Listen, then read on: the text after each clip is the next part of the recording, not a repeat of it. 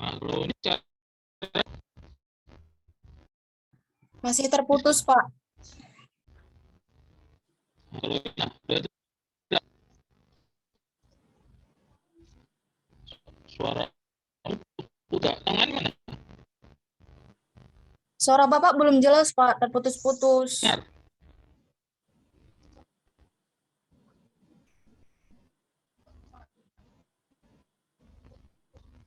Yang lain gimana? Yang lain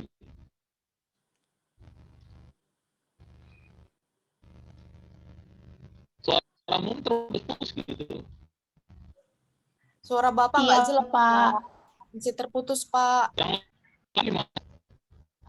Iya, Pak, masih putus-putus, Pak. Ini juga nggak jelas. Ini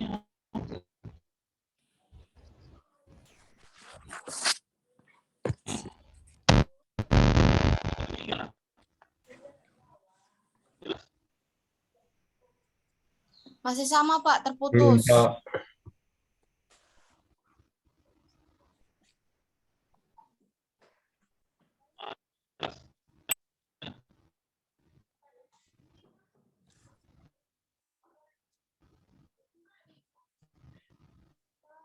Pak,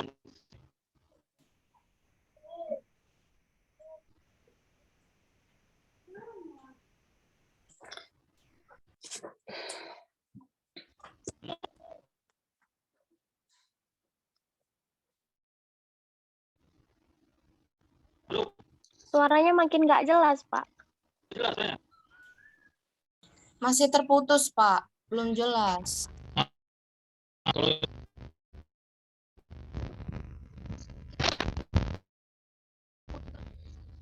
ini yang apa? Nah ini apa ini?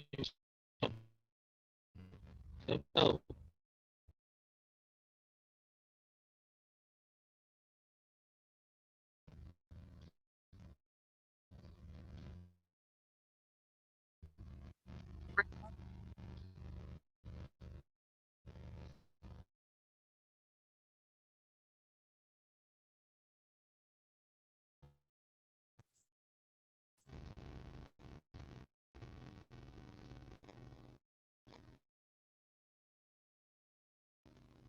Nah, ini gimana? Udah jelas?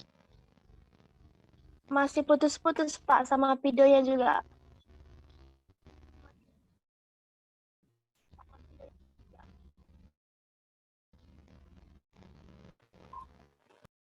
Sejauhnya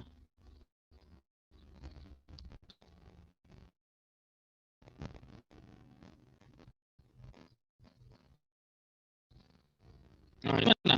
Nah,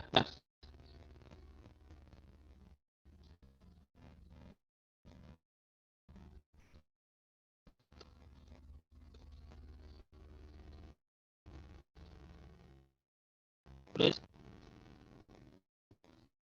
Belum, Pak. Masih macet, Pak.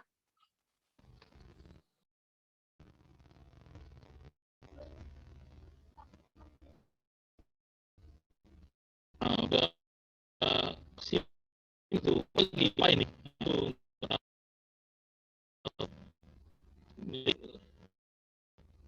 ke kamu hari Sabtu sini berapa? Hari udah gimana? Online tapi enggak.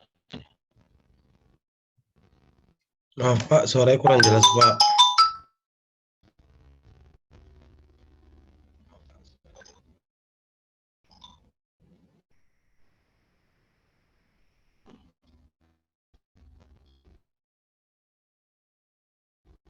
Kurang ya. Tuh coba nanti masuk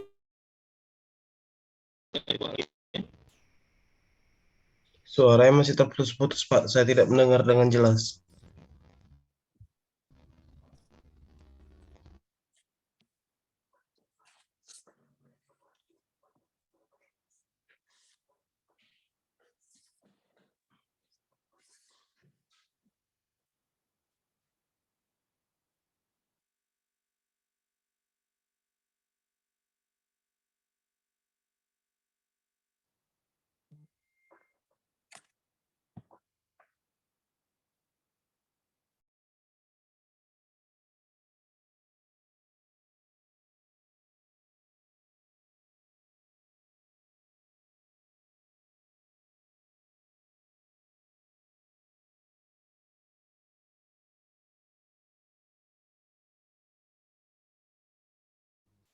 Nah, ini gimana?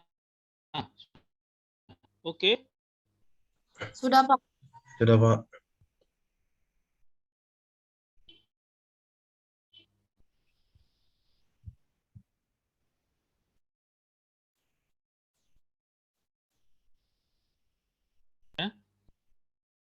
Jadi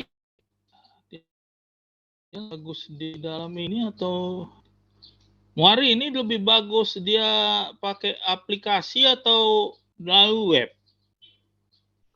Sebenarnya sama aja sih, Pak. Terkadang melalui web itu tidak bisa masuk ya, Pak. Jadi masuknya ke aplikasi, Pak. Oh gitu, berarti saya harus masuk dari aplikasi lah. Tunggu ya, sebentar. Mana aplikasinya ini nggak bisa di-download. Dari Zoom aja, Pak, masuknya, Pak. Oh dari Zoom bisa? Bisa, Pak. Oke, Masukin kode dari Zoom aja, Pak. oke. Kode sama pasportnya, Pak. Bentar ya. Bentar ya. Berarti dulu ya. Iya, Pak.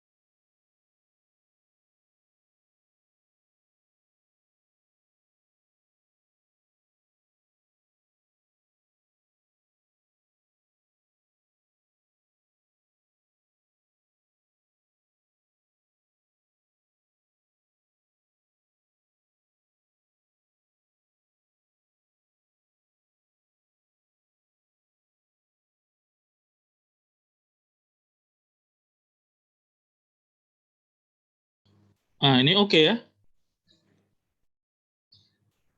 Oke, Pak. Nah jadi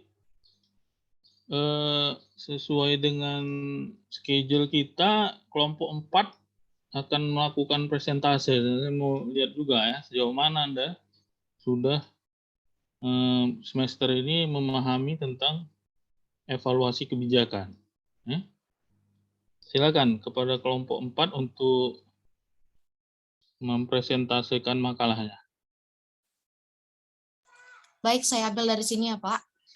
Selamat pagi Bapak dan teman-teman sekalian. Kami kelompok 4 akan mempresentasikan hasil diskusi kelompok kami mengenai tentang kebijakan model Edward 3.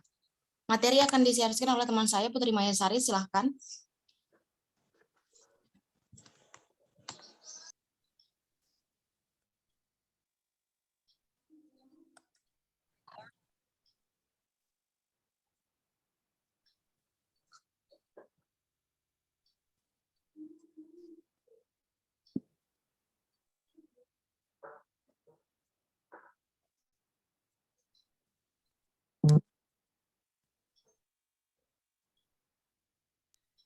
Mulai dari slide awal, tolong Put.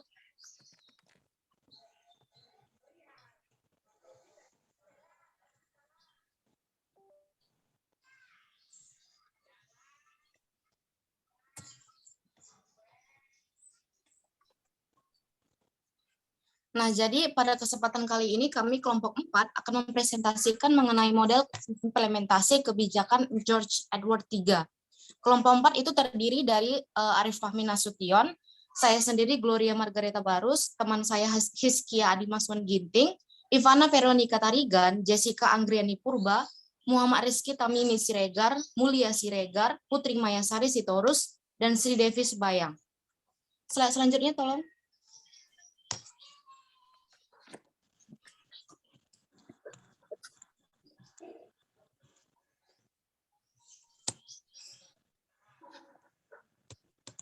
Berkendali.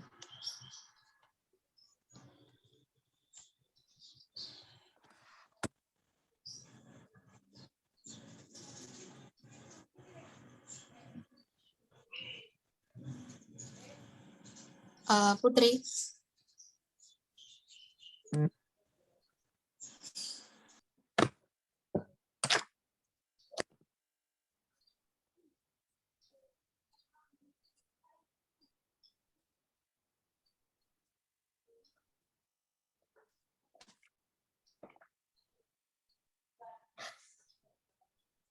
Putri, halo.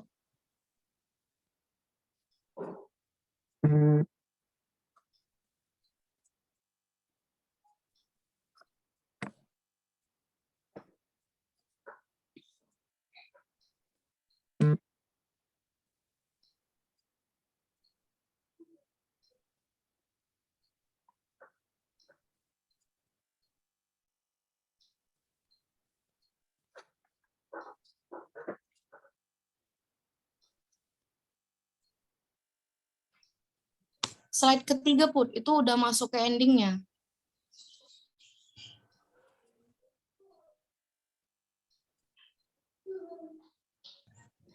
Nah, sebelumnya teori George Edward III ini merupakan mengenai teori model implementasi yang dimana sering digunakan dalam penelusuran karya ilmiah. Termasuk dalam kelompok FISIP itu sering menggunakan implementasi itu dalam penyusunan skripsi dalam bidang kualitatif. Jadi dalam bidang ilmu sosial, banyak para peneliti menggunakan metode kualitatif untuk menyusun karya ilmiah. Kajian teori yang digunakan untuk mendukung penulisan ini diperlukan dalam penyusunan karya ilmiah karena menemukan kebenaran dari teori yang telah ditentukan sebelumnya dari penelitian yang sedang dilakukan. Selanjutnya akan dijelaskan oleh teman saya.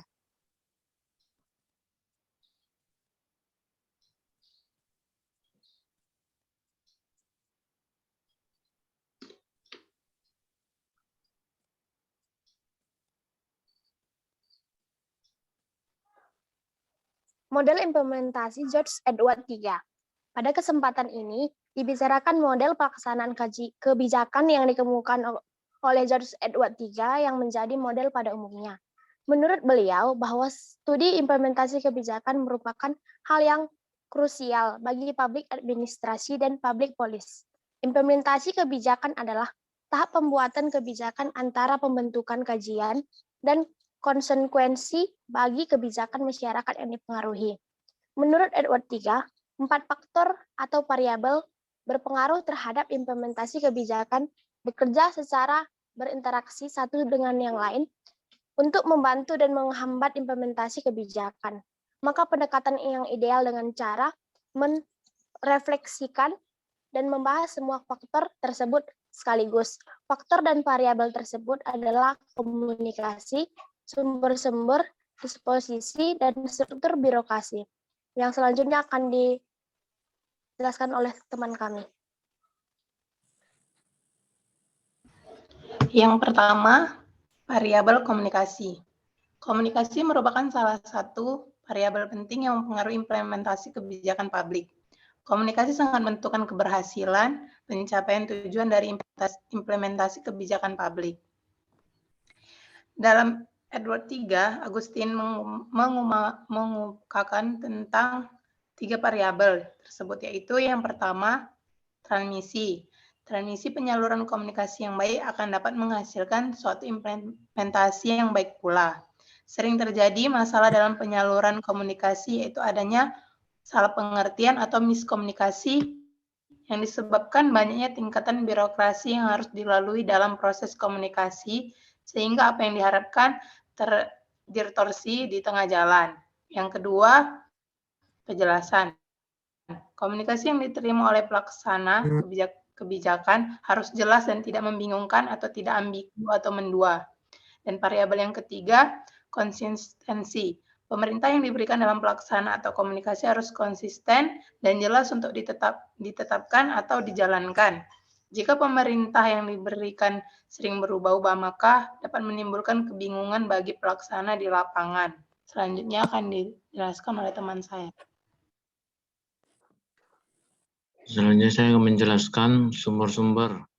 Edward III dalam Widodo 2010 mengemukakan bahwa faktor sumber daya mempunyai peranan penting dalam implementasi kebijakan dan bahwa sumber daya tersebut meliputi yang pertama sumber daya manusia. Sumber daya manusia merupakan salah satu variabel yang memengaruhi keberhasilan pelaksanaan kebijakan. Yang kedua, sumber daya anggaran. Sumber daya anggaran tersebut Edward III dalam Widodo menyatakan dalam kesimpulan studinya.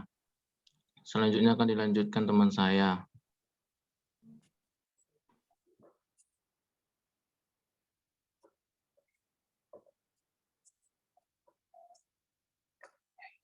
Sumber daya anggaran. Dalam Edward III dalam Widodo menyatakan dalam kesimpulan studinya, budgetary imitation and citizen opposition limit the acquisition of educate facility. This is strong limit the quality of service the implementer can be proved to public. Menurut Edward, terbatasnya anggaran yang tersedia menyebabkan kualitas pelayanan yang seharusnya diberikan kepada masyarakat juga terbatas. Dalam hal ini, Edward menyimpulkan bahwa anggaran itu sangat penting guna terlaksananya implementasi tersebut. Dan kedua yaitu sumber daya peralatan. Di sini Edward menyatakan dalam Widodo, sumber daya peralatan merupakan sarana yang digunakan untuk operasionalisasi implementasi suatu kebijakan yang meliputi gedung, tanah, dan sarana yang semuanya akan memudahkan dalam memberikan pelayanan.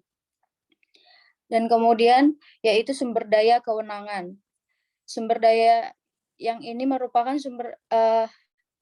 hal yang harus dimiliki oleh pelaksana agar dapat terciptanya implementasi kebijakan tersebut. Dan kemudian disampaikan oleh teman saya.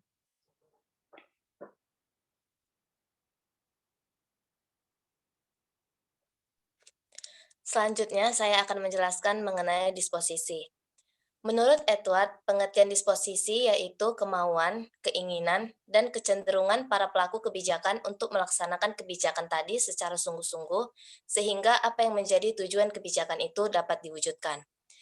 Edward juga mengatakan bahwa jika implementasi kebijakan ingin berhasil secara efektif dan efisien, para pelaksana tidak hanya mengetahui apa yang harus dilakukan dan mempunyai kemampuan untuk melakukan kebijakan tersebut, tetapi mereka juga harus mempunyai kemauan untuk melaksanakan kebijakan tersebut.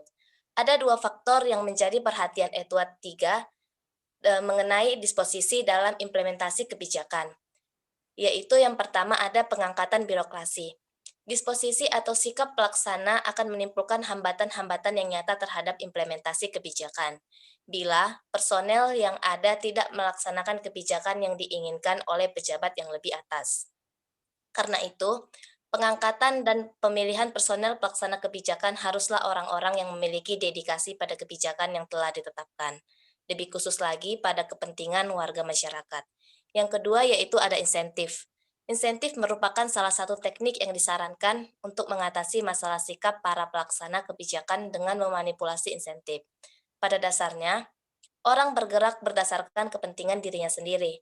Maka, memanipulasi insentif pada para pembuat kebijakan mempengaruhi tindakan para pelaksana kebijakan dengan cara menambah keuntungan atau biaya tertentu, mungkin akan menjadi faktor pendukung yang membuat para pelaksana menjalankan perintah dengan baik. Selanjutnya disampaikan oleh teman saya. Baik, di sini saya akan menjelaskan tentang struktur birokrasi. Birokrasi merupakan institusi yang paling dominan dalam sebuah implementasi kebijakan publik yang mempunyai kepentingan yang berbeda-beda di dalam setiap hierarkinya. Struktur birokrasi mencakup beberapa aspek, seperti yang pertama, struktur daripada birokrasi itu sendiri, kemudian pembagian kewenangan yang berdasarkan struktur daripada birokrasi itu, lalu ada hubungan antara unit-unit organisasi. Menurut Edward III dalam Winarno, terdapat dua karakteristik utama di dalam birokrasi. Yang pertama yaitu standar operasional prosedur yang biasa kita ketahui dengan SOP, yang merupakan respon internal untuk mencapai keseragaman organisasi yang kompleks, mulai dari waktu, sumber daya, dan lain sebagainya. Kemudian yang kedua adalah fragmentasi, yang merupakan pemberian tanggung jawab suatu kebijakan kepada badan yang berbeda sehingga memerlukan koordinasi di dalamnya. Selanjutnya, untuk kesimpulan akan dijelaskan oleh teman saya, Jessica.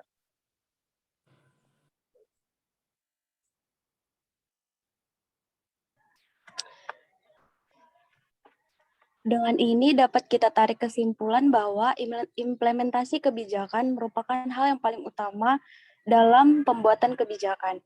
Kebijakan secara langsung kepada masyarakat adalah final dari pembuatan kebijakan. Sesuai dengan teori George Edward III mengatakan bahwa implementasi kebijakan dalam mengimplementasikan kebijakan adalah hal utama untuk melihat prakondisi. Yang artian apakah cocok kebijakan yang dibuat tersebut sepadan dengan kondisi yang ada. Oleh karena itu, pembuat kebijakan harus jalan dengan kondisi atau terlebih dahulu harus mengetahui kondisi atau isu permasalahan yang ada. Maka penerapan kebijakan akan berjalan dengan lancar. Implementasi kebijakan yang baik tentu sangat berpengaruh kepada kehidupan sosial masyarakat. Penerapan kebijakan dengan efektif akan berdampak bagi keamanan, kenyamanan, dan kemajuan suatu daerah, instansi maupun negara. Dalam pelaksana kebijakan, bukan hanya aktor pembuat dan pelaksana kebijakan yang harus bertanggung jawab. Akan tetapi bawahan ataupun masyarakat memiliki andil yang sangat besar dalam penerapan kebijakan. Saya kembalikan kepada moderator. Terima kasih. Sekian presentasi diskusi kelompok kami hari ini. Apabila ada kritik, saran, ataupun pertanyaan untuk kelompok kami, saya persilahkan.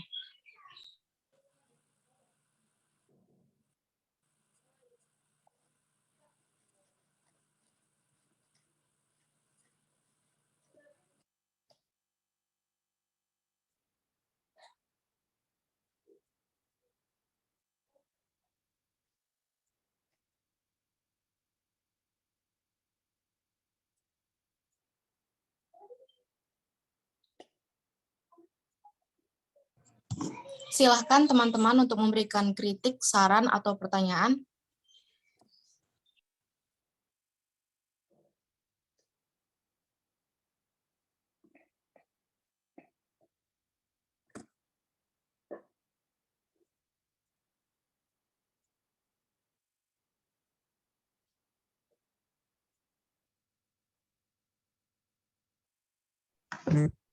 Saya ingin bertanya.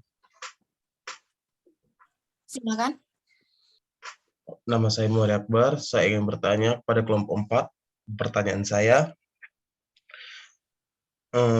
prinsip apa yang harus dimiliki aktor pembuat kebijakan sekaligus pelaksana kebijakan dalam melakukan tugasnya? Saya ulangi ya. Jadi prinsip apa yang harus dimiliki seorang aktor pembuat kebijakan sekaligus pelaksana kebijakan dalam melakukan tugasnya? Terima kasih. Baik, terima kasih Akbar untuk pertanyaannya. Beri kami waktu 3 menit untuk menyampaikan jawaban kami. Terima kasih. Atau apabila teman kelompok saya sudah mendapatkan jawaban hasil diskusi kita, silakan dijawab pertanyaan Akbar.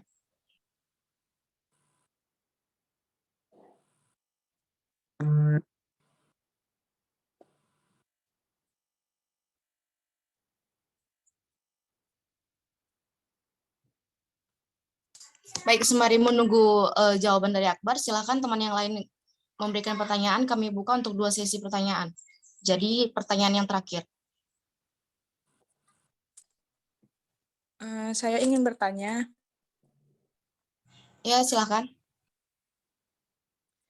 Nama saya Anggun Tasya. Pertanyaannya, jika suatu implementasi tidak terlaksana, apa faktor utama penyebab implementasi tersebut tidak terlaksana?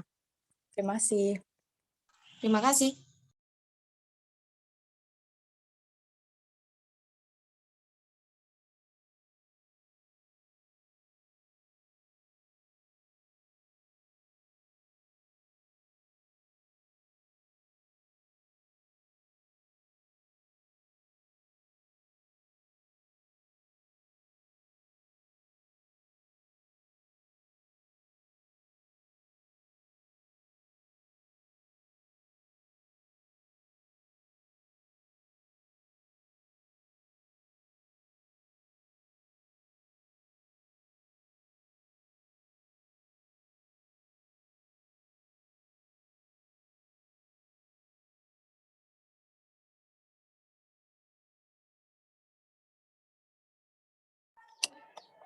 Saya ingin menjawab pertanyaan Anggun.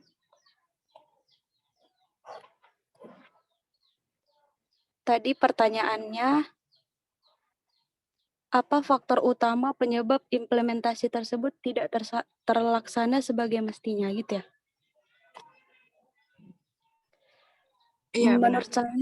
Menurut saya hal utama kenapa tidak terlaksana ialah kurangnya disiplin pelayanan yang tidak terstruktur dengan baik dan kurangnya tanggung jawab pemimpin serta kurangnya kelengkapan sarana dan prasarana, kemudian kurangnya integritas seorang aktor pelaksana tersebut. Sekian.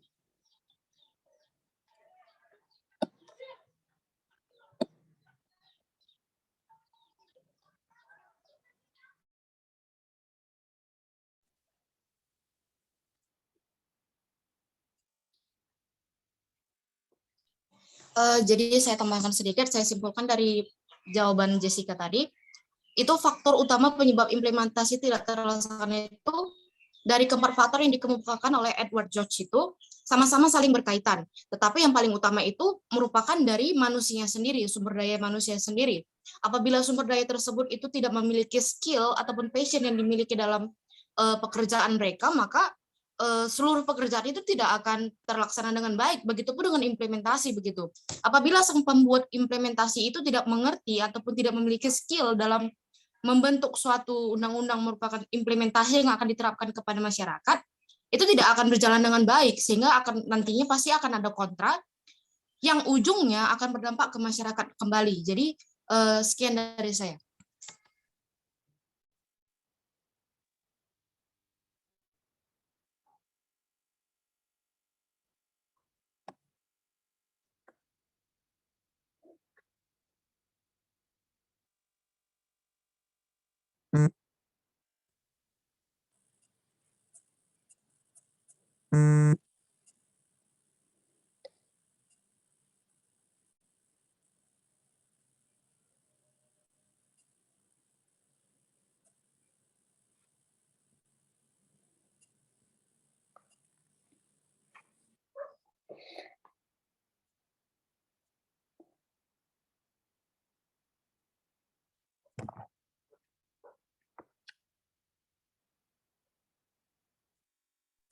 Silahkan teman kelompok saya yang lain apabila ingin menambahkan.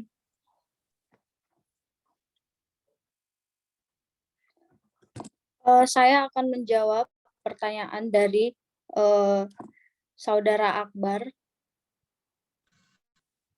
yang prinsip apa yang harus dimiliki aktor pembuat kebijakan sekaligus pelaksana kebijakan dalam melakukan tugasnya. Kalau menurut saya,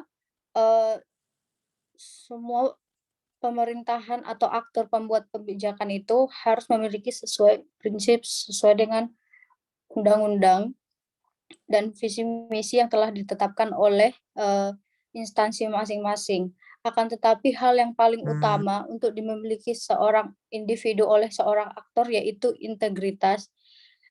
Karena dengan memiliki prinsip integritas dalam dirinya, maka aktor tersebut akan mampu melaksanakan kewajiban sebagaimana mestinya.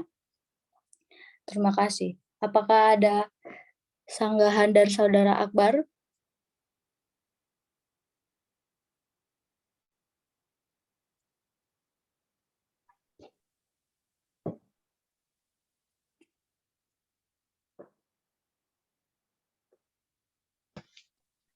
Saya rasa jawabannya kurang puas dari saya.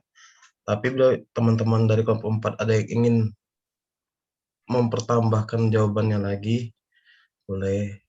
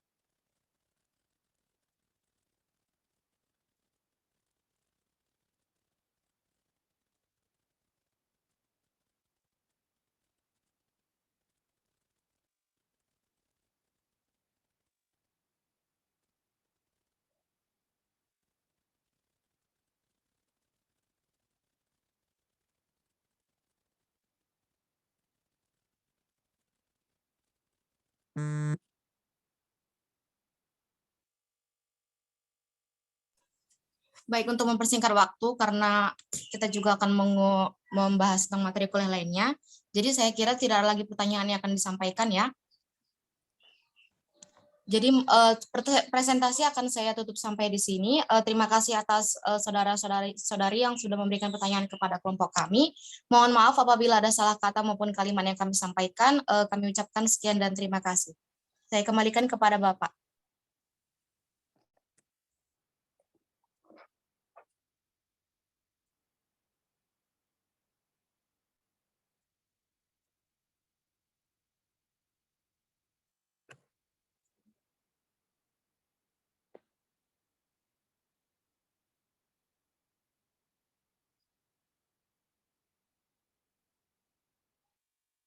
Mohon maaf Pak, suaranya masih belum di-unmute Pak.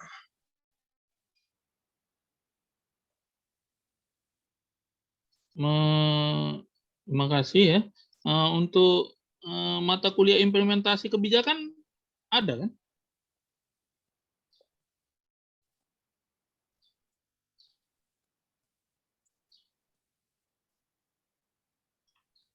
Yang saya tanya ke kalian, mata kuliah implementasi kebijakan ada nggak?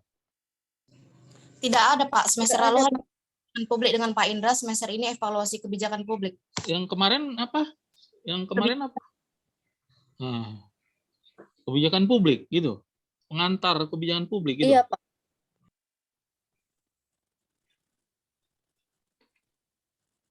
Gitu. Yalah, di pengantar kebijakan publik lah kan bahas itu implementasi ini kan. Nah, kita ini kuliah kita ini bicara tentang evaluasi kebijakan. Nah, jadi hal-hal yang lain itu lain lagi gitu persoalannya. Satu persoalan implementasi itu satu persoalan yang lain lagi gitu. Nah, formulasi itu lain lagi dia. Nah, jadi kalau di campur-campur ya pening nanti, karena yang namanya pendekatan di dalam masing-masing proses ini kan pernah saya terangkan di kelas ini bahwa kebijakan ini tidak harus dilihat dari sisi proses, ya. Tapi untuk dasar, nah gitu dia. Untuk dasar proses kebijakan ini harus diintroduksi gitu, dikenalkan dia kepada mahasiswa. Nah, itu dia. Makanya dia ada mata kuliah ini apa. Sementara di dalam prakteknya nanti tidak selalu dia proses ini digunakan gitu. Nah, ya, yang namanya formulasi, implementasi ini dan sebagainya, ini dasar aja deh. Nah, gitu ya. Nah, jadi di masing-masing proses ini dia punya approach sendiri, punya pendekatan-pendekatan sendiri. Pendekatan tuh atau approach itu dia di bawah apalah, di bawah teori dia. Itulah. Dia punya pendekatan sendiri. Nah, yang kayak kalian bahas tadi itu John Edwards itu salah satu pendekatan di dalam implementasi gitu. Nah, sementara kita ini kan bicara tentang evaluasi, tapi ya anyway ya itulah mungkin kalian lah yang bisa ininya ya, apa namanya memfilternya, ininya, gitu, mendalaminya lebih jauh gitu ya. Jadi evaluasi ini satu proses yang juga sangat complicated gitu, dan banyak pendekatan-pendekatan yang harus dibahas gitu. Yang harus juga diperkenalkan kepada kalian pendekatan-pendekatan itu. Nah, itu yang apa ya? Saya nggak tahu ya sejauh mana. Jadi saya nggak tahu nih sejauh mana kalian apa mengenal pendekatan-pendekatan evaluasi ini gitu. Nah, jadi saya sekarang akan memperkenalkan kalian salah satu pendekatan di dalam evaluasi kebijakan ini. Ya, ntar ya. Apa dulu? Kita share dulu apanya.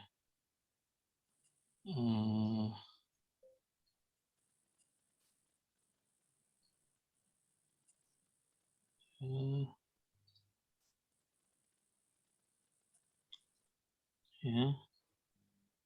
Jadi satu semester itu ya itu membicarakan tentang secara mendalam dan mempraktekkan tentang bagaimana metode evaluasi ini dilakukan gitu. Ya. Dan bagaimana dipraktekkan dia evaluasi ini.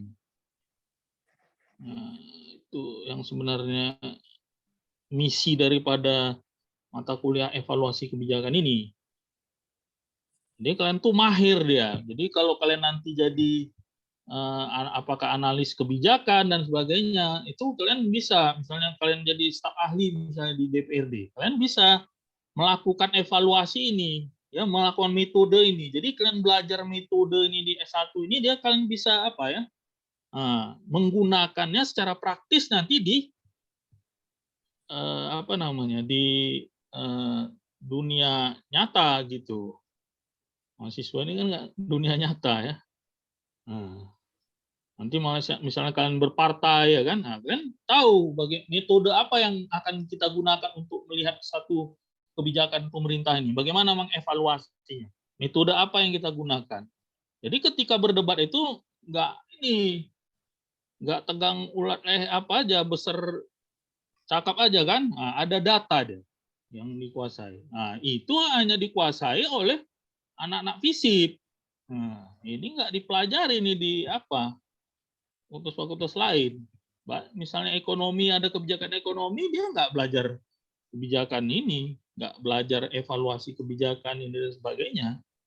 Itu biar kalian tahu kelebihan jurusan kalian ini. Itu nggak ada.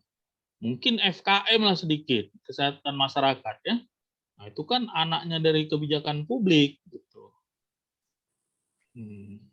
Jadi di situ dia apa namanya keunggulannya itu. Jadi proses-proses ini ya yang namanya pemerintahan ini pasti ada kebijakan, nggak mungkin nggak ada kan. Nah, kebijakan ini kan harus dilihat implementasinya, dilihat outcome-nya, dilihat output-nya. Nah, yang bisa secara sistematis membicarakan itu ya anak FISIP gitu. Nah, dari mana kalian dapat itu? Ya dari mata kuliah inilah apanya, pemantiknya gitu. Nggak bisa juga kita bicarakan semuanya gitu. Ya kalian harus baca. Dan sebagian besar memang tidak ada dalam bahasa Indonesia. Nah, kebijakan ini. Karena kebijakan ini ilmu baru dia di Indonesia ini. Nah,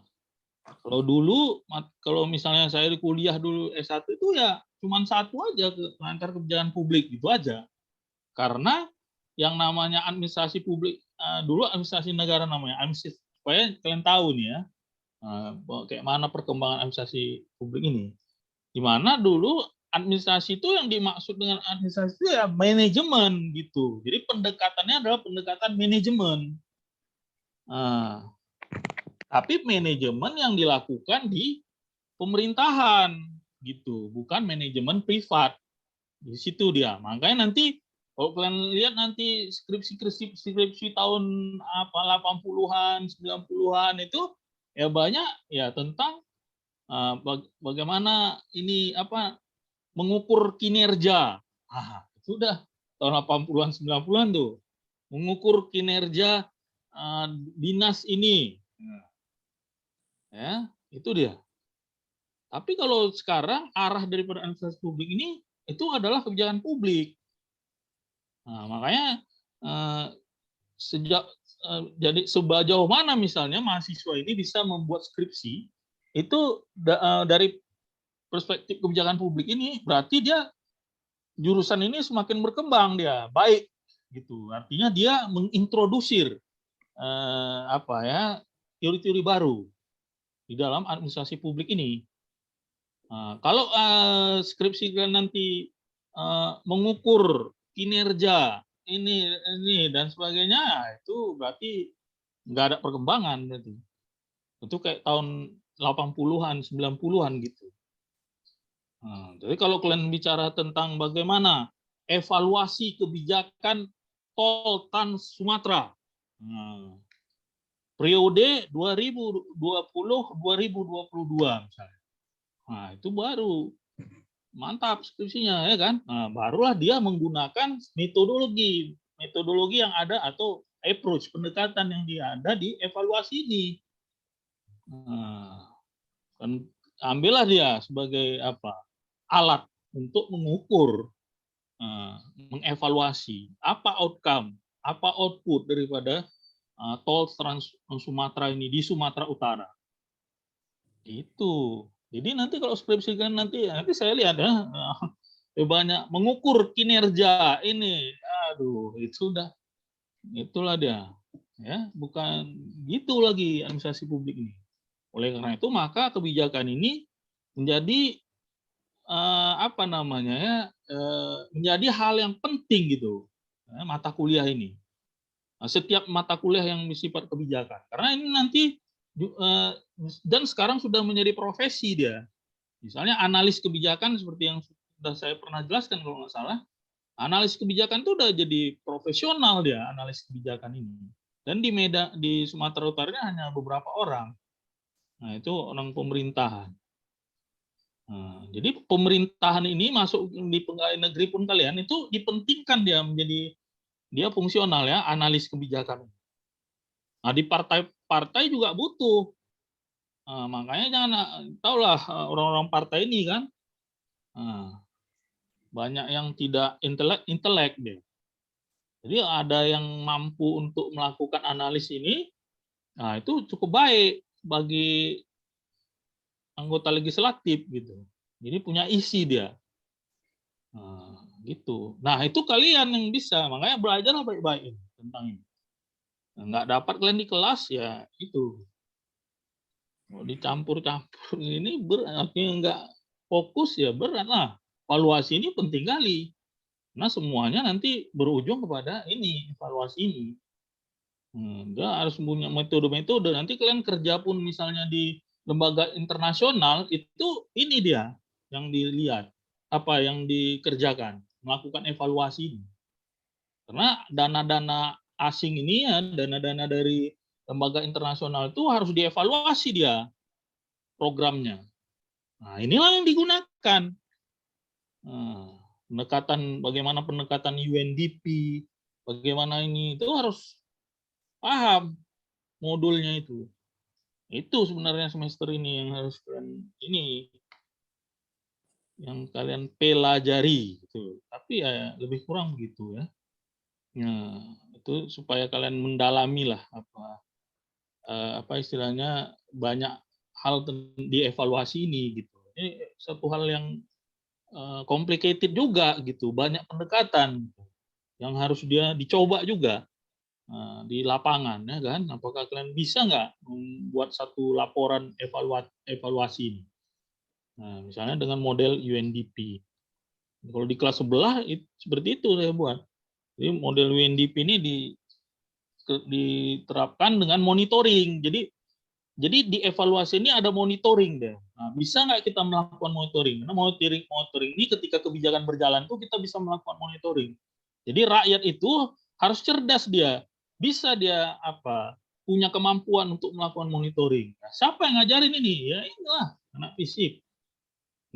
Supaya masyarakat pun jadi sadar, melek terhadap kebijakan ini, kebijakan pemerintah ini.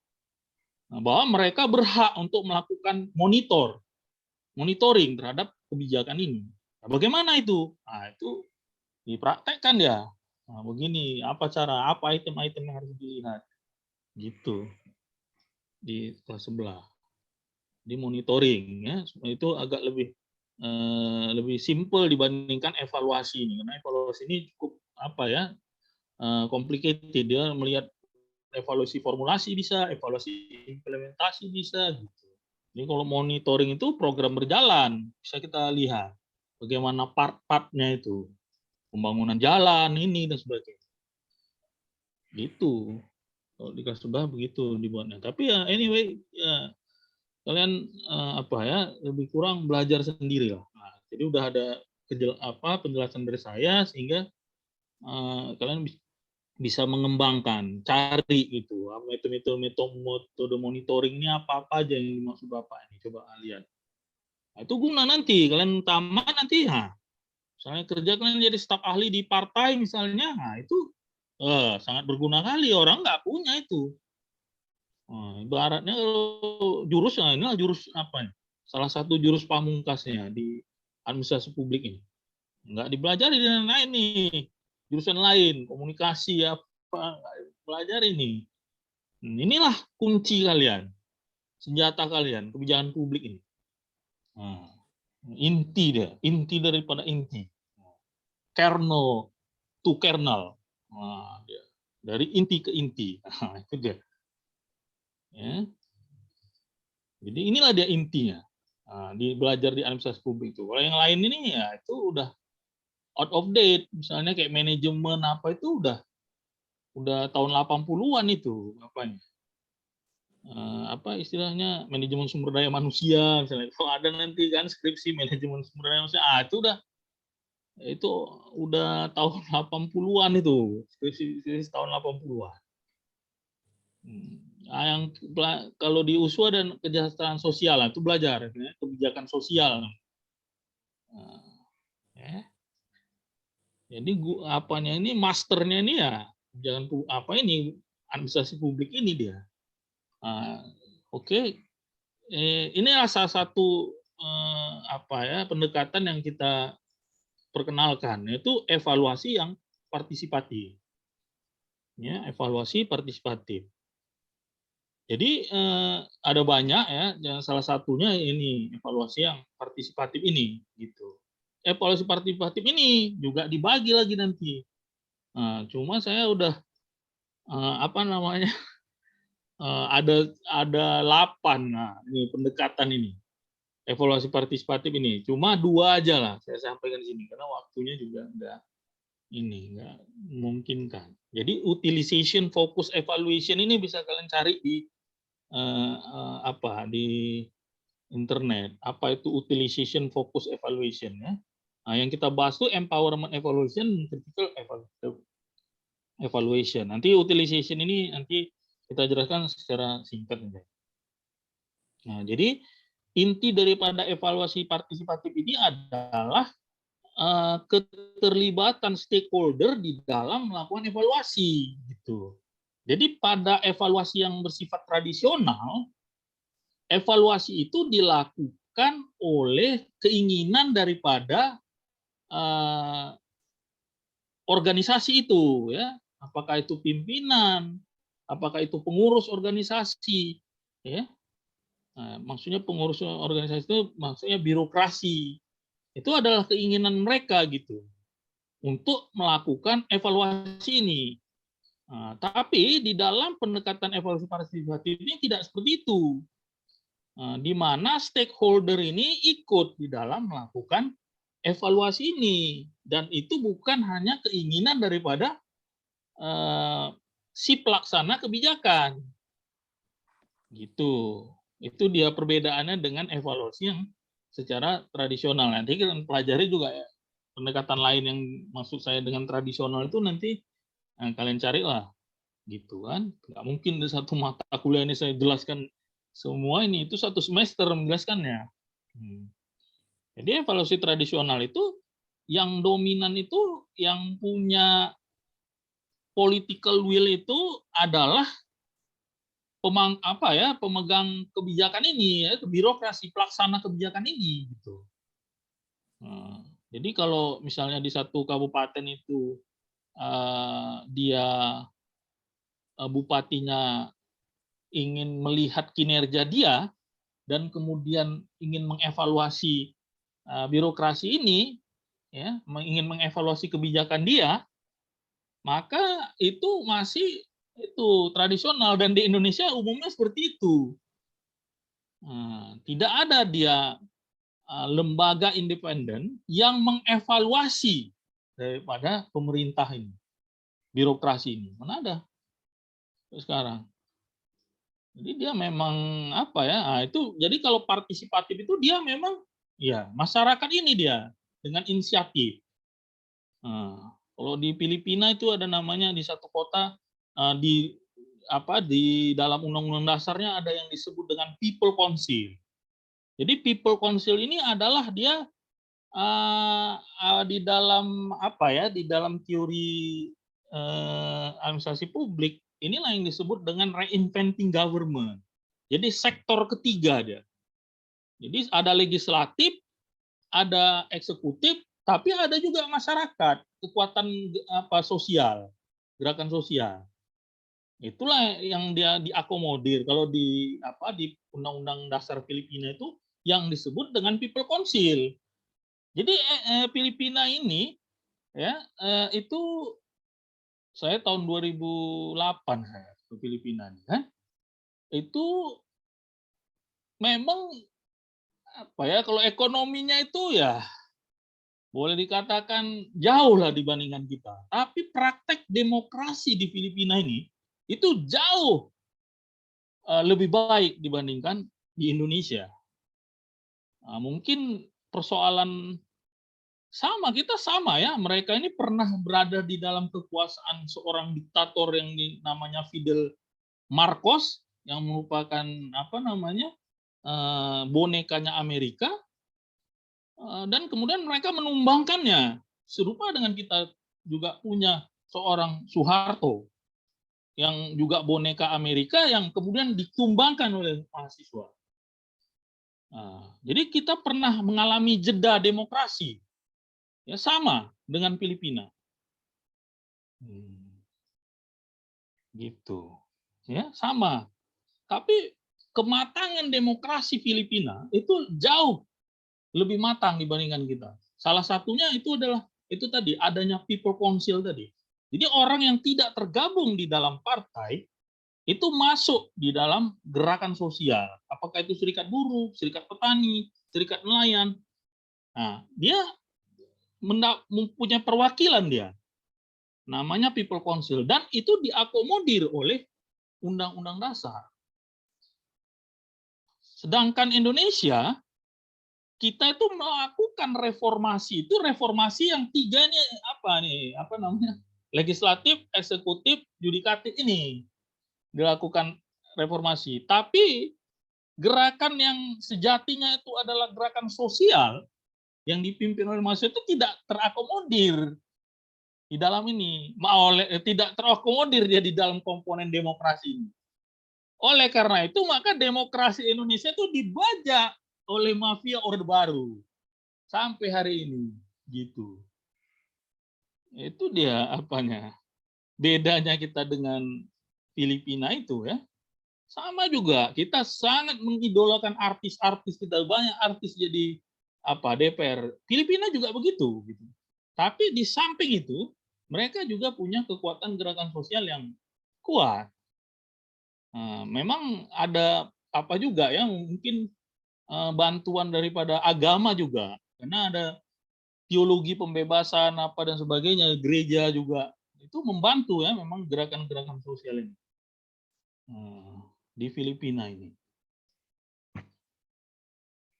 Saya pernah datang ke satu Jesuit itu ya, sekte Jesuit di Filipina ini ya, memang memang cukup progresif gitu, pandangan-pandangan apa dan sebagainya.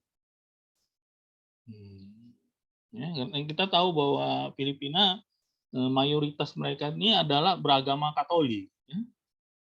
Jadi ada bantuan bantuan gereja dan sebagainya untuk mendorong gitu demokrasi ini untuk bisa dinikmati oleh rakyat gitu. Kalau kita enggak, dia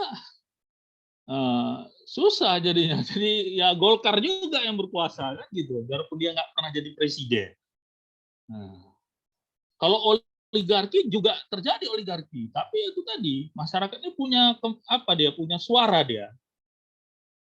Jadi kata partisipatif di dalam kebijakan di Filipina ini saya bandingkan ya supaya kita bisa lebih jelas. Itu cukup cukup terkena istilahnya, cukup menjadi common issue gitu.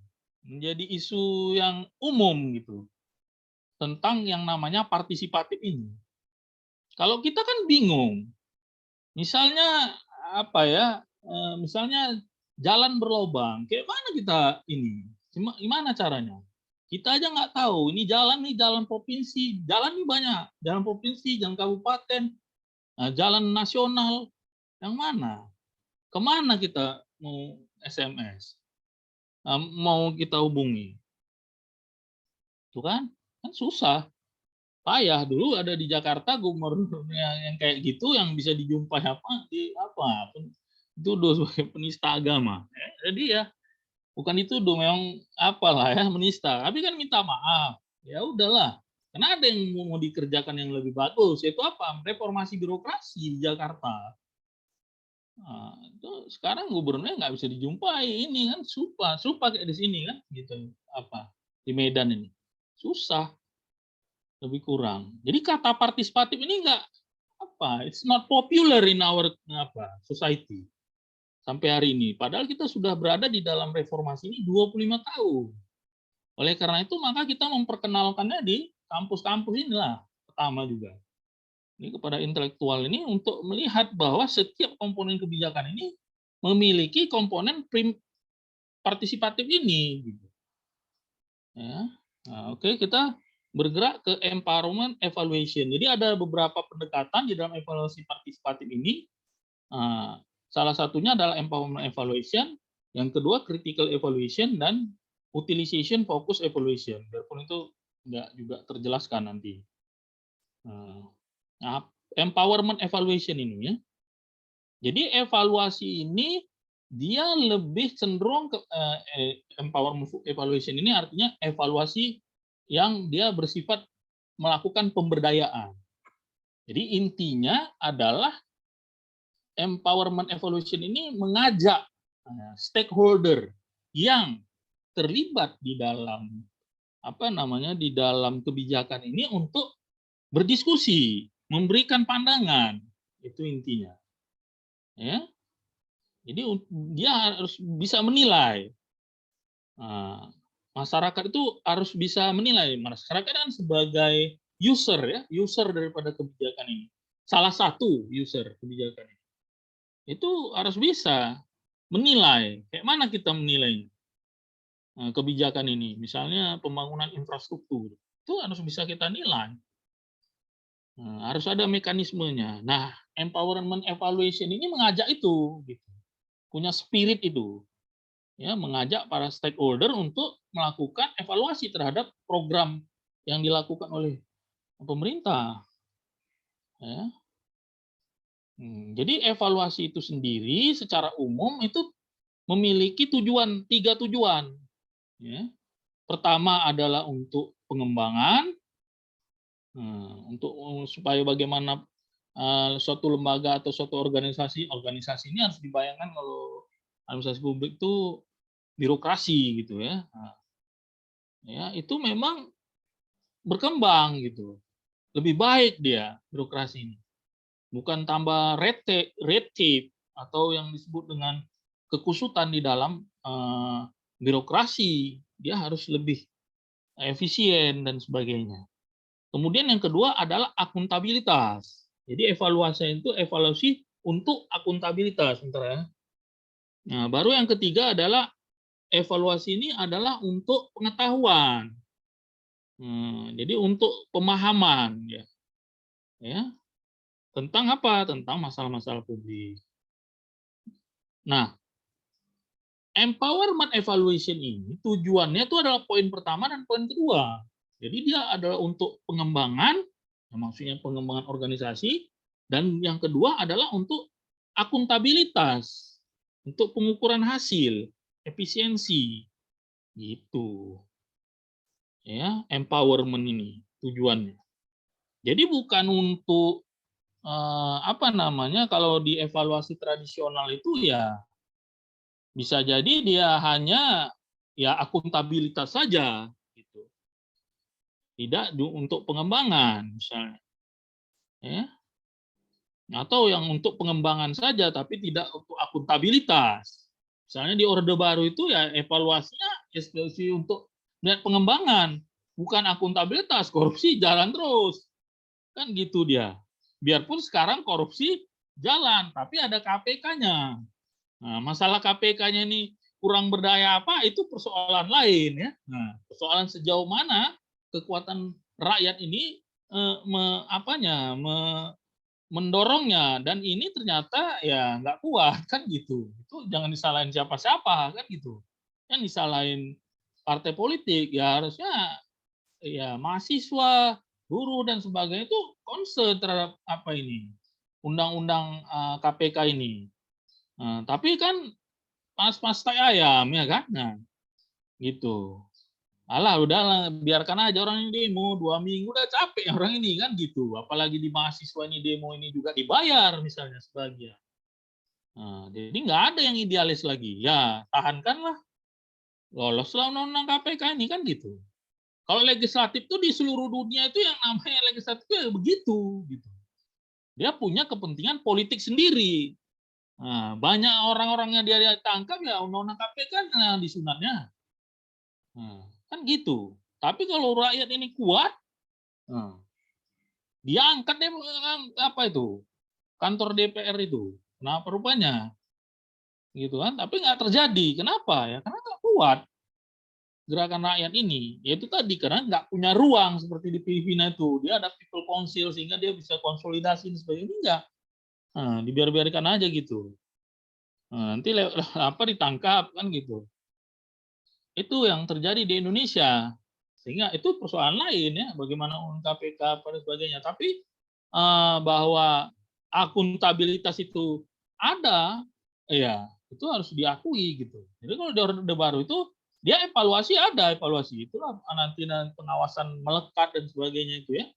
Nah, yang dibuat oleh Soeharto pada zaman Orde Baru nanti apalah bacalah buku-buku tentang apa ya administrasi publik di zaman Soeharto itu.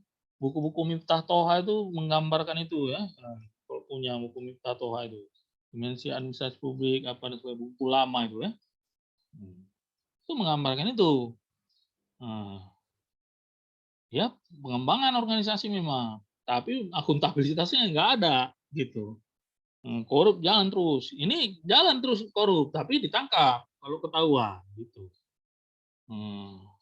Dihajar. Ada banyak mahasiswa lagi di S2. Mungkin ya senang lah sama Soeharto ini kan. Ya dia bilangnya gitu bahwa ya sama aja lebih parah dulu sekarang, nggak lebih parah. Itu salah besar. Kalau dulu ya korupsi ini harus izin Soeharto memang. Cuman berlipat-lipat, berpuluh-puluh kali lipat dia memang. Yang membuat 99% adalah milik 1% itu kan sebenarnya Soeharto. Dia mengkapling-kapling minoritas Tionghoa dia gunakan untuk ekonomi, nggak boleh ke politik. Ya orang ini berdagang lah, menguasai perdagangan apa dan sebagainya semua. Sampai ada Indofood apa semua. Ada yang nggak makan Indomie di sini. Misalnya kan. Itu. Kuasai. Nah, sekarang ini kena semua. Ribut semua.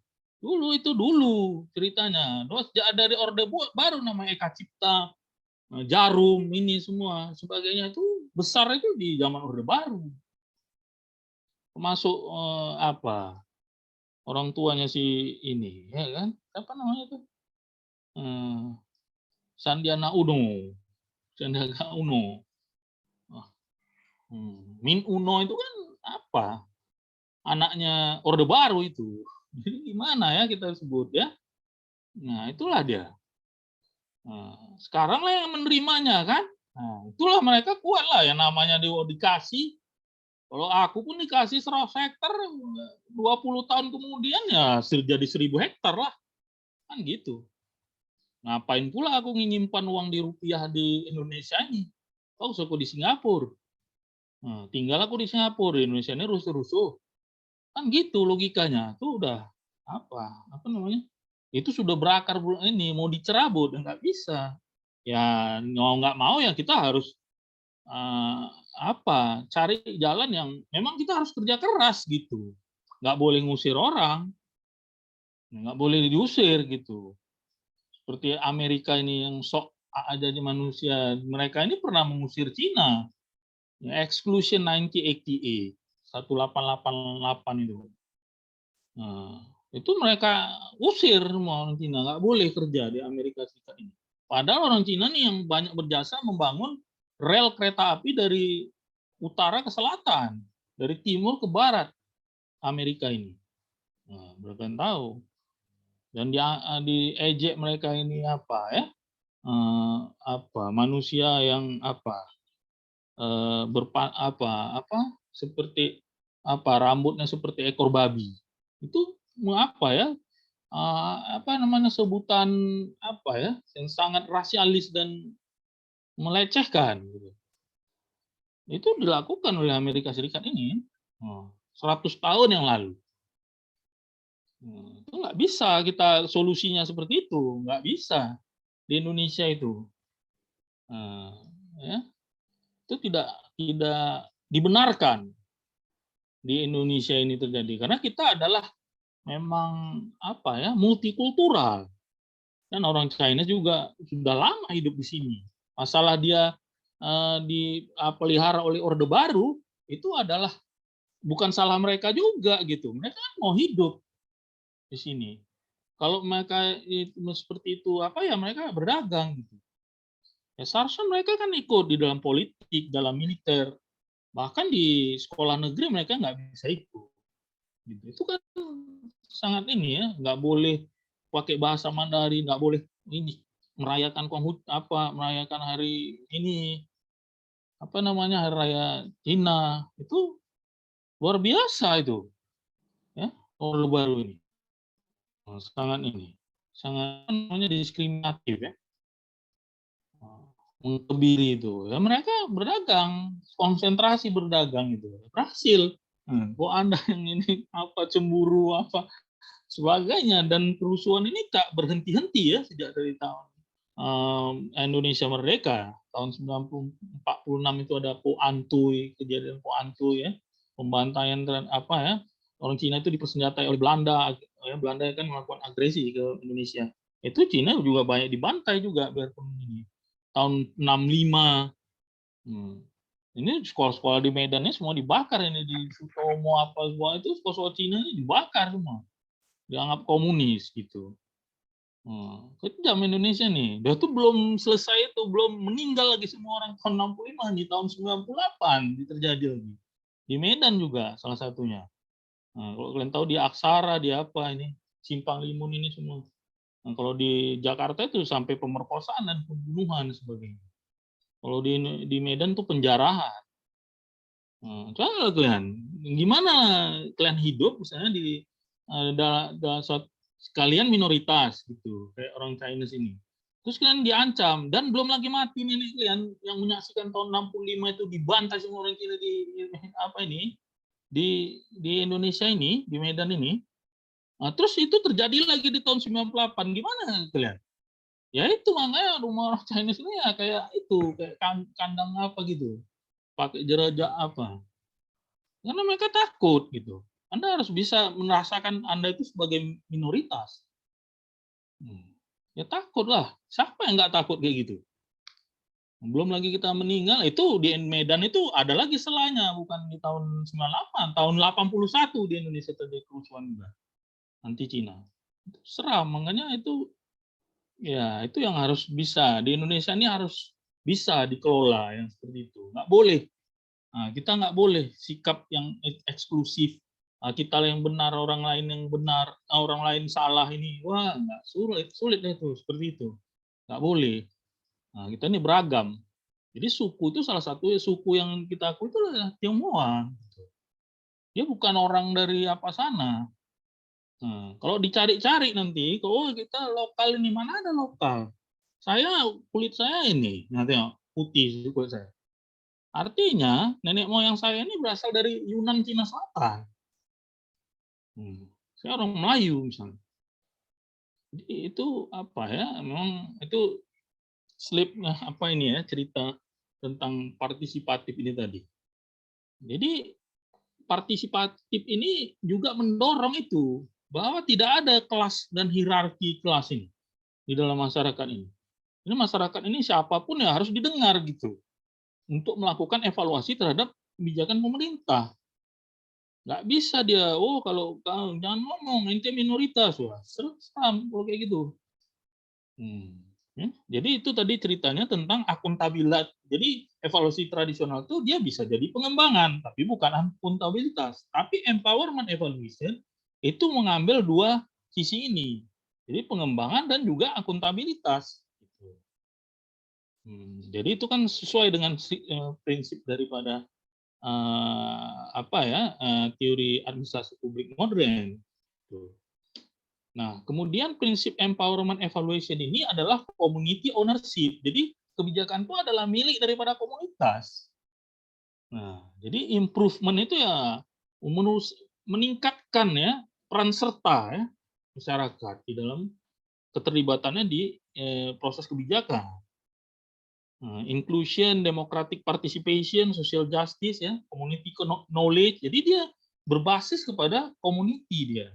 Empowerment ini, ya, capacity building, organization learning itu ya, dia harus bisa menerima kritik apa dan sebagainya, dan organisasi ini berkembang sesuai dengan keinginan daripada pemangku kepentingan. Ya, dan yang tidak lupa prinsip ini adalah akuntabilitas. Sampai di sini ada yang mau bertanya?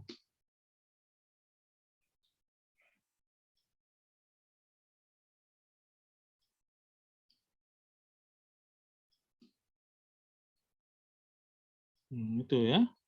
Baru kemudian, ini kalaupun lebih waktunya agak apa-apa lah ya. Bukan lebih pun masih ada waktu lah. Ada yang mau bertanya?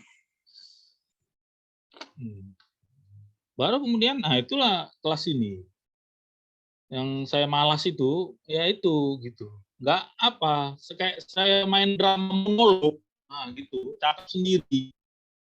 Itu malas saya di kelas ini, nggak interaktif. Ya kan, kalau ada pertanyaan, saya Pak tanya dulu. Nampak tidak punya aktivitas di masyarakat kalian, tidak apa, nggak tahu lah, entah belajar aja kan, rasa nggak tahu. Itu yang malas, kadang naik darah kira-kiranya ya kan.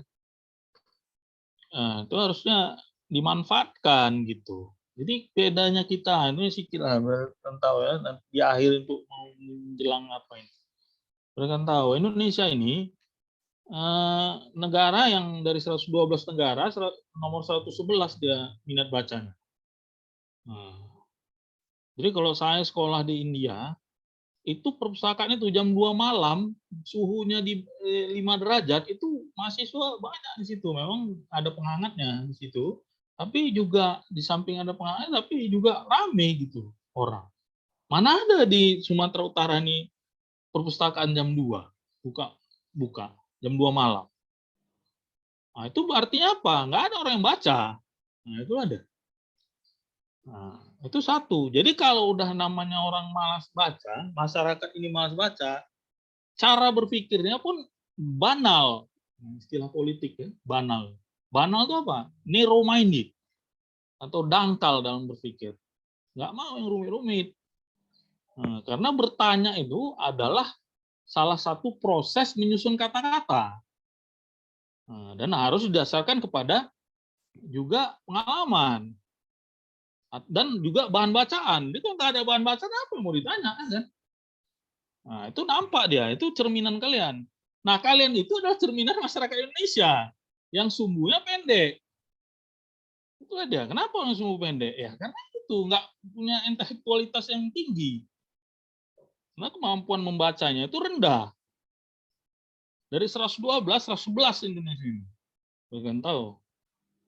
Jadi kalau kita di Eropa apa ini, anak-anak itu dari apa itu udah memulai storytelling. Dia harus bisa menceritakan pengalaman dia di depan kelas.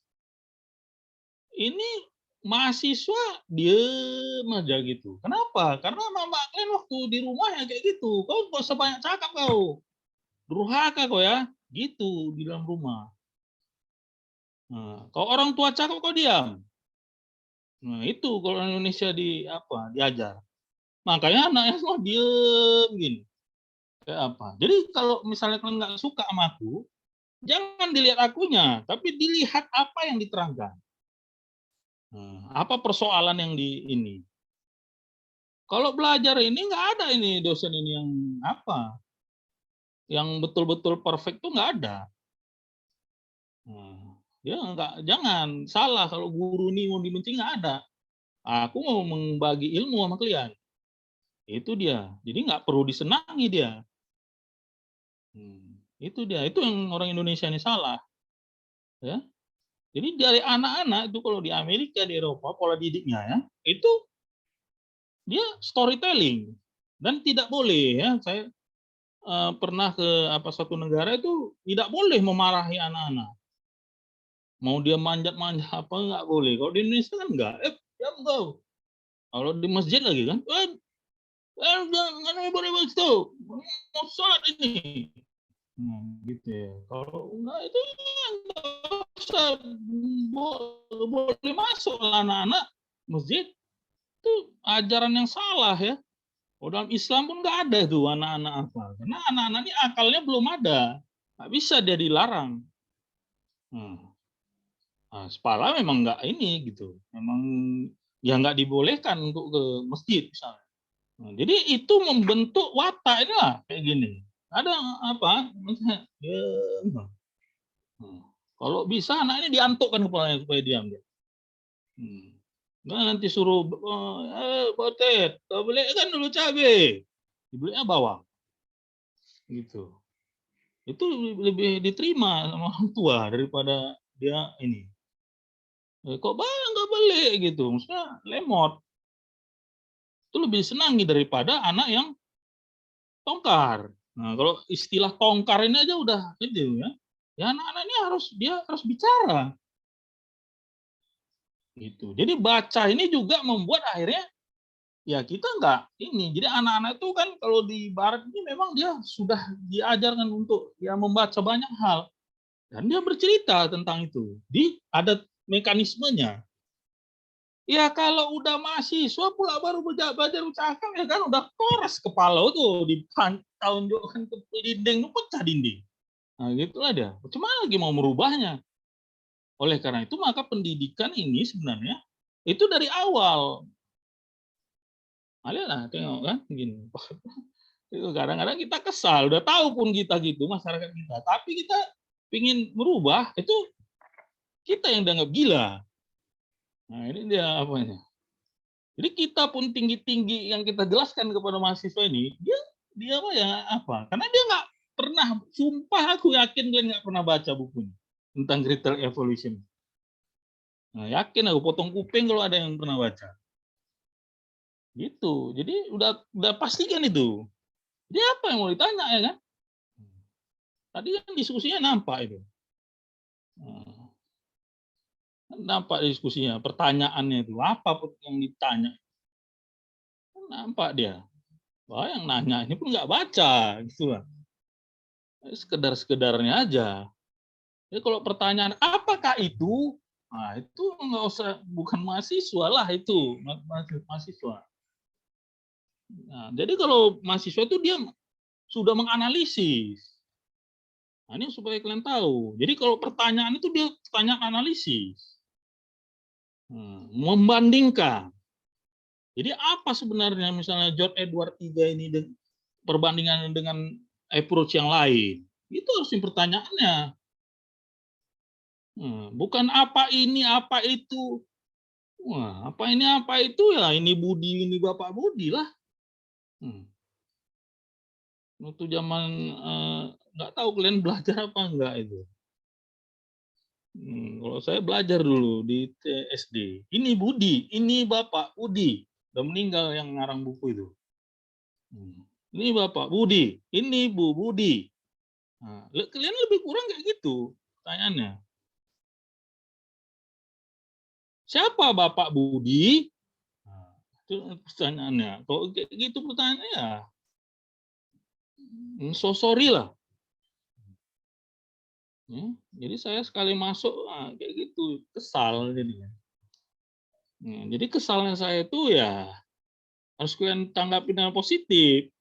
Kalau kalian negatif nggak apa-apa juga. Kalian isi aja kuesioner nih. Nggak layak ini. Dr. Jainal ini nggak layak masuk ini. Bilang gitu. Terlalu apa? Terlalu tinggi. Kalau terlalu rendah nggak mungkin. Pengajarannya terlalu tinggi. Di awan. Nggak cocok sama kultur Indonesia. Gitu kok kalian buat. Dan dipecat Jainal nih. Ada masalah. Kok aku ya. Itu karena mahasiswa dan namanya mahasiswa ini nggak ada itu. Negeri swasta nggak ada. Sama kita. Kulturnya pun sama. Ya, cuman memang itu dia budaya kultur kita di keluarga inilah. Dan itu harus dirubah. Harus merubahnya. Minimal diri kalian sendiri. Jadi kalau ada dosen ada yang bertanya, tanya gitu. Nggak ada yang mentertawakan kalian di sini. Saya pun tidak mentertawakan. Kalaupun mentertawakan, dosen kalian yang mentertawakan itu. Bukan orang-orang sembarang. Kalau ada yang lain tertawa, biar ku tabok ininya. Kalau yang berani dia nanya dosen. Iya kan? Ini. Kalau aku di kelas aku mana bisa ada nggak punya kamera gini. Kalau aku ya. Aku keluarkan langsung ini semua. Jadi kalian anggap apa aku di sini? Itu ini berkali-kali ya. Kalau di kelas aku, yang kelas lain nggak bisa. 66 orang yang punya kamera. Buka. Kalau ini apa maksudnya nih? Ya kan, kelas ini.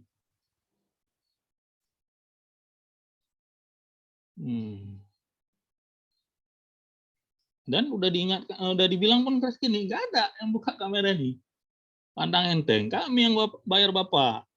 Bapak tahu, gitu. Mungkin bilang 85.000, kalian bayar. Itu makanya nih, mana Anissa Sopiana nih, Abraham Tairigan, Laura Margaret nih, nggak ada. Mana ada ini apresiasi sama kita. Entah apa pun maksudnya di sini, nggak tahu kayak mana.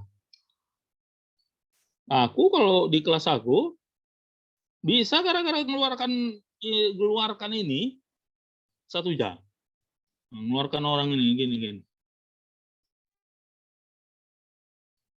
Itu.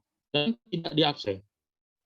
Kalau ini Glenn suka hati Glenn lah. Nah, tuh, cuma sekali aja masuk. 80.000 ya kan. Dosen pengampu. Biar kalian tahu. Jangan pikir tinggi kali. Dosen ini apa? Jadi dia butuh juga kepada penghargaan. Bukan kayak gubernur yang jewer kepala orang di depan. Apa? Bukan. Ini dosen, bos. Bukan, lebih tinggi dia jabatannya daripada seluruh pejabat di negeri ini. Karena pejabat di negeri ini pun belajar sama dosen. Bukan tahu. Kalau kalian nanti jadi pejabat, aku tetap jadi orang yang jadi dosen. Jadi kalau itu pun kalian nggak bisa menghargai, makanya di republik ini terus terjadi hal-hal yang nggak korup. Yaitu sama dosen kalian aja pun kalian nggak punya etika. Ya kan? Itu dulu belajar, baru belajar ini prinsip ethical evaluation. Kalau etika nggak beres ya, gimana? Kayak mana kalian belajar agama? Coba sama guru kalian kayak gitu. Gimana kalian dapatkan ilmunya? Ada yang kepalanya aja nampak, rambutnya aja nampak, di mana lo otak kalian? Itulah dia. Kalau aku bilang, ada mahasiswa ini. Jadi untuk apa kita belajar apa? Sementara etika ini nggak ada. Itulah yang kalian bawa nanti. Kalau sama dosen kalian pun nggak bisa kalian hormat, bagaimana? Ini direkam nih. Kalian tahu. Bagaimana lagi sama rakyat kalau kalian jadi pejabat? Itulah dia apanya. Makanya pejabat di negeri ini korup. Karena dia sama dosennya pun nggak hormat. Jadi kalau hormat di dalam daring itu ya kita sama-sama online lah. Jangan aku kayak main drama monolog di sini. Gitu. Ya kan? Ini itu. Aku masuk kelas itu yang pertama. Kalau di kelas lain kalau nggak mau jawab keluar aku. Udah nggak ada yang mau jawab kan? Udah gitu. Oh ini nggak apa, orang sekali aja ya kan. Santak kalian lah kalau kita ngomong Melayu. Kalian ini nggak jawab mau nggak aku terus. Nah, ini direkam di mau apa ya? Biar tahu. Jadi nggak ada itu swasta atau nggak swasta kalau masalah etika nih. Ya, saya nggak dibayar nggak ada masalah. Cuman ya beretika gitu. Kalau saya sama mahasiswa saya pertemuan ke-15 karena 14 sudah cukup. Nah, 15 silahkan. Mau kita adakan. Kalau nggak mau ya nggak apa-apa gitu. Itu. Jadi itu ya coba di ini ya. Coba dipahami lah, coba direnungkan gitu. Ya. Sama dosen kalian aja tega kalian. Hanya gambarnya aja kalian buat gini. Ya kan? Udah dibilang pun masih apa gitu. Ya kan? Itu saya selalu apa namanya? Itu kan nggak mesti swasta atau ini gitu. Negeri kalau soal itu. Kalau soal pintar nih kan ya itu tadi. Nggak penting kali itu pintar. Kalau etika ini yang nggak ada otak itu sama dengan binatang. Kalau pintar itu kan ya mana lebih pintar lebah membuat sarang atau kalian membuat rumah kan gitu. Soal itu ya. Rasa lebih pintar lebah gitu. Kalau soal itu ya. Tapi lebah bukan nggak ada otaknya gitu. Udang pun ada otaknya, cuman udang ini ya sama kotorannya itu gitu. Pernah membersihkan udang kan? Itu. Manusia nggak kayak gitu. Manusia sebagai manusia ya. Makanya kalau fisiknya manusia hakikatnya kadang itu. Kalau aku dalam agamaku ya gitu. Orang yang berkeliling Ka'bah itu ramai orang berkeliling Ka'bah. Pada satu ulama itu ramai orang berkeliling Ka'bah. Ini bukan manusia. Nah, ditunjukkan, dibuka mata ininya batin untuk melihat hakikat daripada orang yang berkeliling Ka'bah. Sebagian besar monyet. Gitu. Nah, karena di dalam diri manusia ini jiwa ini tuh ada jiwa tumbuhan dan jiwa hewan dan jiwa manusia itu sendiri gitu. Manusia sebagai manusia. Dan untuk menjadi manusia sebagai manusia itu berat. Sebagian tuh hewan, karena hewan itu apa contohnya? Yaitu makan. Jadi kalian nggak usah bangga dengan makan apa gini. Hewan makan, kawin itu kerjaan binatang itu di dalam diri manusia. Jadi jiwa binatang manusia itu memang harus ada. Karena memang dia harus terlampiaskan juga. Gitu. Tapi dia kalau dominan, dia memang jadi mewujud dia. Nah, itu berkaitan tahu kajian spiritualnya. Dia mewujud sebagaimana binatang itu. Kan tahu. Jadi jangan suatu aktivitas ini dianggap kawin ini apa. Binatang ini pun kawin. Makan, minum, dan segalanya. Yang membedakan manusia apa ini? Pengetahuan, etika, itu yang membedakan. Anda itu manusia enggak? Gitu. Itu biar kalian tahu, itu kajian spiritualnya. Kalau nggak selesai itu, nggak ada cerita maha ini, maha itu. Nggak ada itu. Kosong. Yang sama dosen kalian ya kan.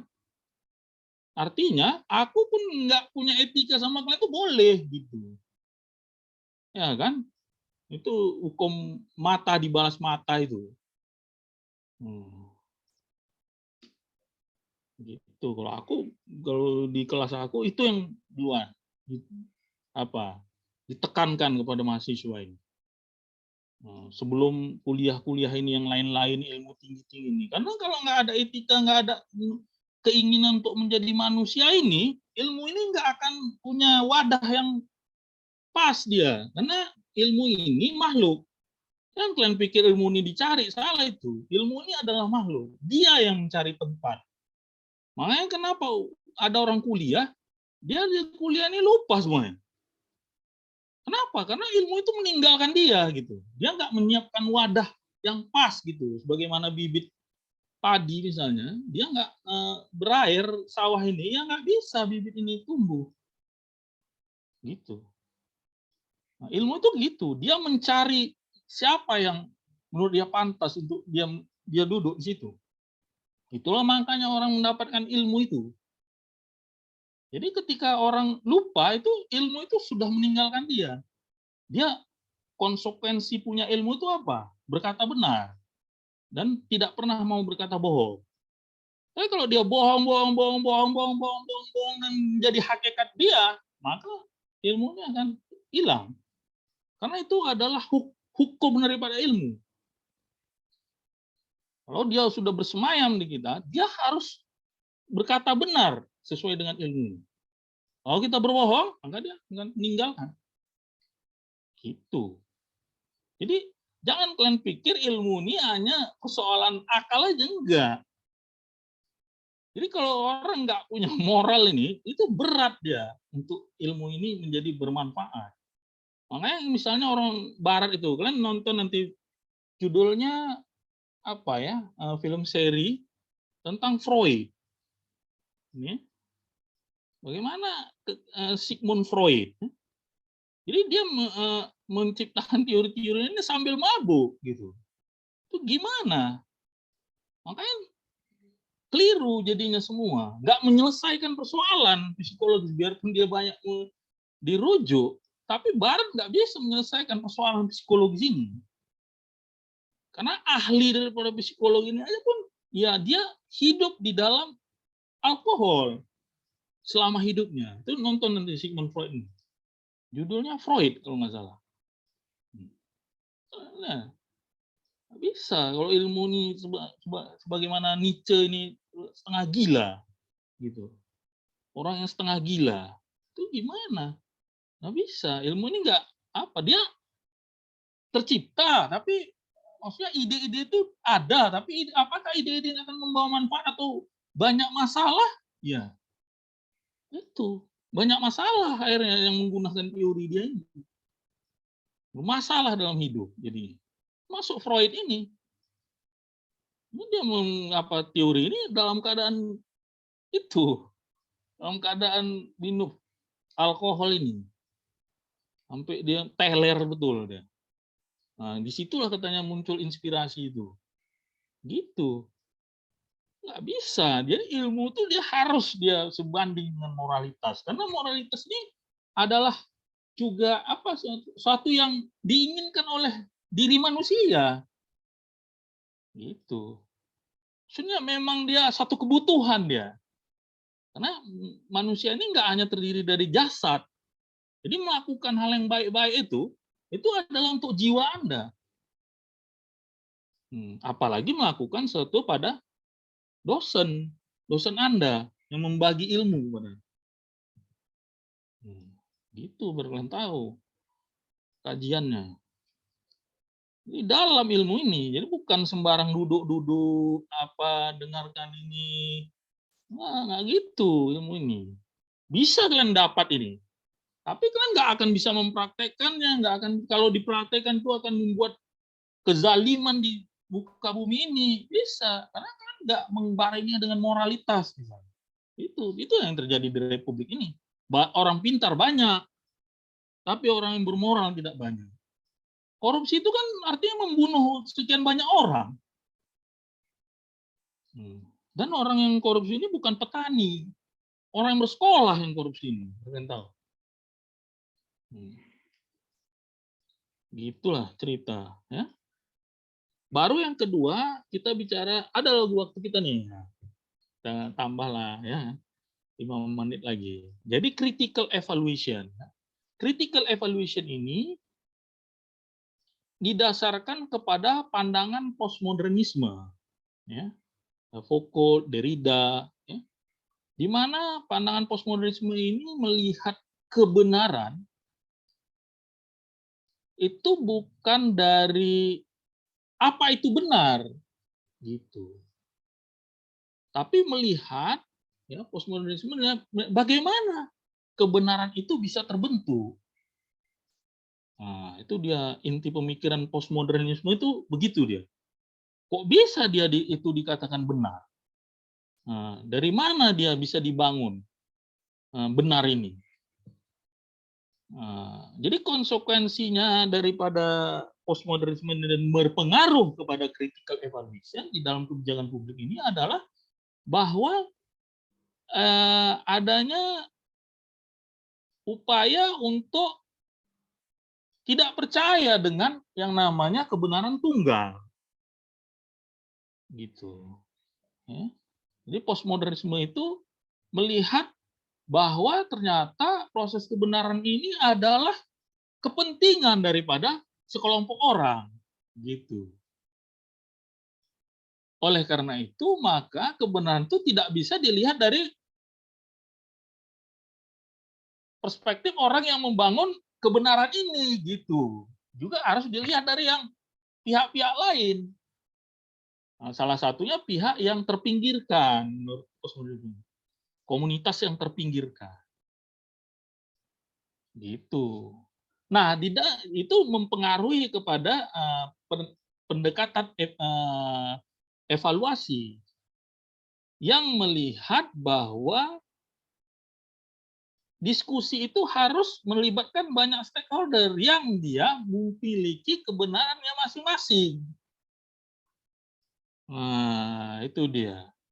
Jadi kebenaran itu menurut ini critical evaluation itu ya relatif. Biarpun kritik terhadap ini kalau kebenaran itu relatif, jadi bagaimana mengatakan sesuatu itu baik? Kok bisa orang mengatakan itu sesuatu baik, tidak baik, korupsi, tidak korupsi? Kalau ini relatif, menurut koruptor dia nggak korupsi. Saya tanya koruptor itu, Anda korupsi enggak? Saya hanya neken aja. Gitu. Jadi menurut dia itu nggak korupsi gitu. Nah, itu gimana menentukannya? Postmodernisme di sini mengalami kebuntuan. Tetapi dasar daripada pemikiran postmodernisme ada di dalam critical evaluation ini. Nanti kalian baca lebih jauh, nanti kan saya sharing ini tentang bagaimana prinsip-prinsip daripada critical evaluation ini. Ya. Jadi kalau kita udah menganggap bahwa kebenaran relatif, kata postmodernisme salah satunya adalah dia terbuka akan yang namanya kritik dari dalam maupun luar organisasi gitu. Jadi kita nggak menganggap kita benar gitu. Maksudnya kebenaran itu adalah kebenaran tunggal. Nah, ya. Dan postmodernisme ini sebagaimana kita ketahui juga menganut yang namanya pemikiran dekonstruksi. Jadi melihat sesuatu itu tidak hanya dari permukaan. Dia menganggap bahwa segala sesuatunya itu terutama di dalam teks itu ada makna di balik makna. Nah, gitu deh. Jadi bukan hanya membicarakan makna yang tersirat, tapi makna yang di belakang makna. Wah, ini dia. Dan ini mempengaruhi dalam critical evaluation ini. Jadi makna ini diterjemahkan di dalam critical evaluation itu ya itu tadi, adanya perbedaan pandangan dari berbagai stakeholder ini terhadap satu kebijakan. Nah, itu yang dimaksud makna. Jadi makna itu enggak hanya dari birokrat saja sebagai implementor. Bisa. Tapi juga oleh semua ini memiliki tafsir sendiri terhadap satu kebijakan ini. Dan oleh karena itu maka harus difasilitasi kata critical evaluation ini semuanya. Dicari jalan terbaiknya, jalan tengahnya, gitu intinya. Jadi kira-kira itu yang ingin saya sampaikan pada hari ini. Mudah-mudahan kita sehat-sehat selalu untuk menghadapi UAS ya. UAS ini udah luring tetap ya, luring kita ya. Tetap daring ya, tetap daring ya. UAS ini. Untuk saat ini belum ada informasi yang jelas mengenai daring atau enggak, Pak. Tapi kemungkinan daring, Pak. Oke, ya. Karena di USU katanya ini untuk ujian ya, mungkin ujian apa itu? Mungkin ujian proposal ya, mungkin. Sudah ya, jadi gitu ya. Lebih dan kurang saya mohon maaf ya terhadap saya marah-marah sama Anda dan sebagainya, itu adalah demi untuk memahamkan kepada Anda tentang tentang bagaimana seharusnya seorang mahasiswa yang progresif ya. Saya bilang bukan baik ya, mahasiswa yang progresif. Ya. Jadi orang-orang besar di dunia ini juga sebagian besar adalah juga dari guru. Nah, oleh karena itu maka kalian harus harus mendengarkan dan merenungkan apa yang selalu saya katakan, yang saya marah-marahkan sama kalian itu kalian renungkan. Nah, sebagaimana nanti kalian juga akan beraktivitas di dunia nyata ya. Nah, itu nanti kalian sudah tamat nanti. Itu perkataan saya itu benar nggak?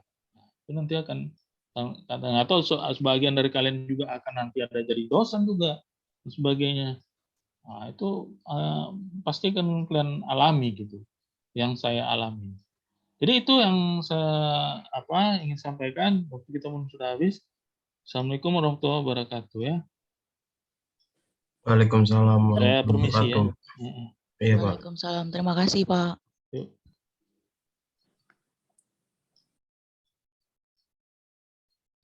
Akbar, ininya Rekornya. foto absennya. Nanti Ahmadi ini terlambat nanti ada angkanya dia ya kan. Akbar di share dulu di grup. Pak.